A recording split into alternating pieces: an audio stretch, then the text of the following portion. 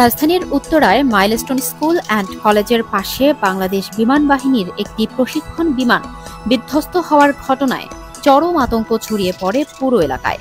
সোমবার দুপুর 1:06 উড্ডয়নের পর কিছুক্ষণের মধ্যেই উত্তরার দিয়াবাড়ি এলাকায় কলেজের ক্যান্টিনের ছাদে আছড়ে পড়ে বিমানটি।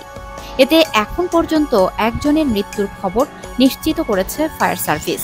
আহত হয়েছেন অন্তত 28 জন, যাদের বেশিরভাগই শিশু শিক্ষার্থী। দগ্ধদের মধ্যে কেউ কেউ প্রথম শ্রেণীর শিক্ষার্থীও রয়েছে। আহতদের তাৎক্ষণিকভাবে জাতীয় বার্ন অ্যান্ড প্লাস্টিক সার্জারি ইনস্টিটিউটে নেওয়া হয়েছে। ইনস্টিটিউট কর্তৃপক্ষ জানিয়েছে, এদের মধ্যে কারো কারো অবস্থা আশঙ্কাজনক। ভর্তি হওয়া শিক্ষার্থীদের মধ্যে রয়েছে শামীম ইউসুফ, মাহিন, আবিদ, রফি বড়ুয়া, মুনতাহা, আয়মান, পায়েল, ফয়াজ, তাসমিয়া সহ আরও অনেকে।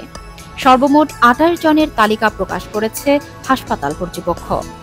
বিধ্বস্ত বিমানটি ছিল বাংলাদেশ বিমান বাহিনীর একটি F-7 BGI মডেলের প্রশিক্ষণ বিমান। আন্তঃবাহিনী জনসংযোগ পরিদপ্তর জানিয়েছে, দুর্ঘটনার কারণ তদন্তে এরই মধ্যে একটি উচ্চ পর্যায়ের কমিটি গঠন করা হয়েছে।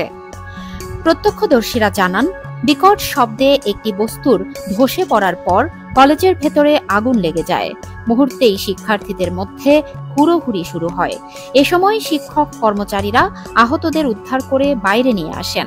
ফায়ার সার্ভিসের 8টি ইউনিট দ্রুত ঘটনাস্থলে পৌঁছে উদ্ধার তৎপরতা শুরু করে। এদিকে শিক্ষার্থী আহত হওয়ার খবরে উদ্বিগ্ন অভিভাবকরা ছুটে আসেন কলেজে। কলেজের ক্লাস আপাতত স্থগিত করা হয়েছে।